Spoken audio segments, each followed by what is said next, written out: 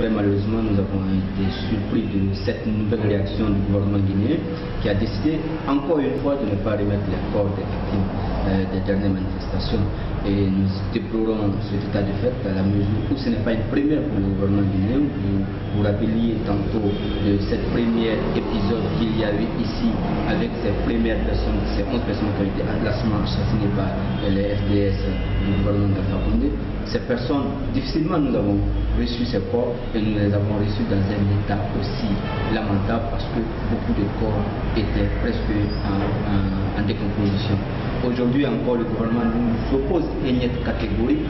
Ils arguent qu'ils sont en train de faire des autopsies, ces autopsies qui ne finissent pas depuis plus d'une semaine maintenant.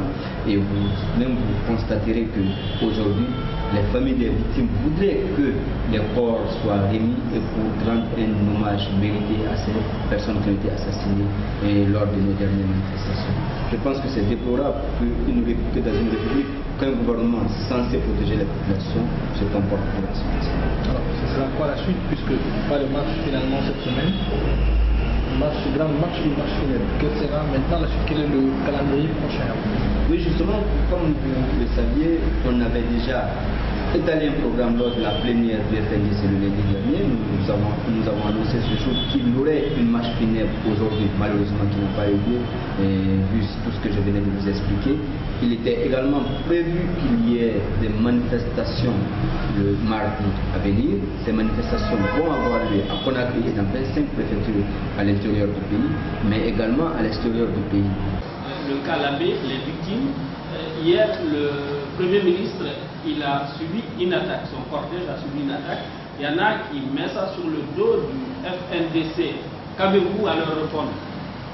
Justement, c'est clairement de la délation parce que le FNDC au niveau local, l'antenne régionale de l'AB a déjà répondu à cette question. Ce n'est pas du fait du FNDC, mais c'est du fait d'une population exaspérée, d'une population fatiguée de mensonges. Vous n'êtes pas sans savoir que le Premier ministre est parti pour des travaux, et ces travaux ont fait l'objet de plusieurs campagnes, notamment au niveau de la Moyenne-Guinée. Vous avez vu le ministre des Travaux publics qui avait lancé ces travaux. Ils ont lancé des travaux de 17 km à l'Abbé pour 18 mois. Plus de 8 mois après, il n'y a que 1 km qui a été fait. Au-delà de ces travaux qui sont en train d'être faits, nous constatons que la tournée du Premier ministre est à l'allure d'une campagne pour le projet de troisième mandat.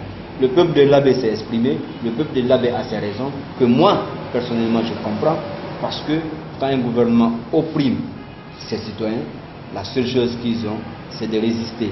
Et la seule résistance qu'ils ont, c'est d'exprimer leur ras-le-bol pour faire comprendre au gouvernement qu'ils ne sont pas contents de la manière par laquelle ils sont en train d'être gouvernés. Et c'est ce qu'a fait le peuple de l'Abbé hier, et c'est ce qu'avaient déjà fait ceux de Forêt-Caria il y a un an. Quand le peuple se sent opprimé, le peuple réagit toujours. Et ça, c'est indépendant de la volonté d'une personne, mais c'est de l'ordre naturel des choses. Le FNDC n'est donc pas associé à ce qui s'est passé?